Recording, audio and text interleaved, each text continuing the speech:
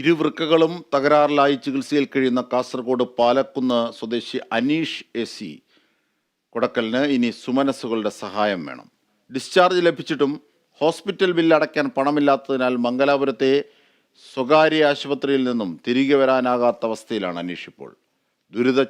തുടർ ചികിത്സയ്ക്കും പണം കണ്ടെത്താനാകാതെ ബുദ്ധിമുട്ടുകയാണ് ഈ കുടുംബം.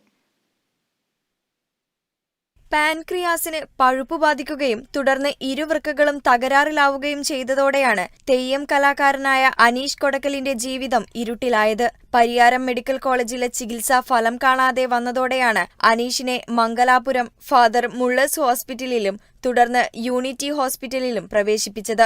3 മാസം ഇവിടെ ചികിത്സ തുടർന്നെങ്കിലും ചികിത്സാ ചിലവ് അനീഷിന്റെ കുടുംബത്തിന് താങ്ങാനാവാതെ വന്നതോടെ ഡിസ്ചാർജ് വാങ്ങുകയായിരുന്നു.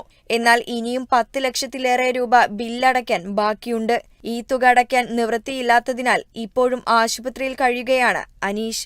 ഒരു ജനകീയ കമ്മിറ്റി ഉണ്ടാക്കി, അതിൽ കുറച്ച് പൈസ കിട്ടി, അത് അവിടെ അടച്ചു.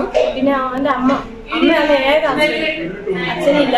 ഇപ്പോൾ അവന്റെ സ്ഥിതി ഡിസ്ചാർജ് ആകാത്തതുകൊണ്ട് സ്ഥിതി വളരെ മോശമാണ്. ഭക്ഷണം കഴിക്കാതെ ട്യൂബ് ഇട്ടിട്ടാണ് ഇപ്പം ഭക്ഷണം കൊടുക്കുന്നത്. കടം വാങ്ങിയും സഹായത്താലും ഇതിനകം തന്നെ 5 ലക്ഷത്തിലേറെ തുക ചിലവഴിച്ചിട്ടുണ്ട്. നിലവിൽ ഇവർ താമസിച്ചുകൊണ്ടിരിക്കുന്ന വീട് മാസങ്ങളായി അടച്ചിട്ടിരിക്കുന്നതിനാൽ താമസയോഗ്യമല്ല.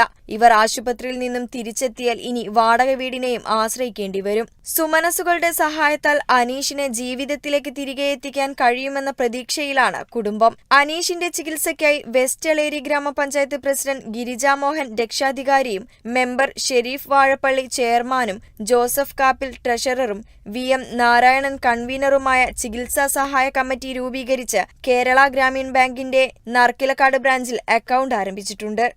Kerala vision news, Kasaragod.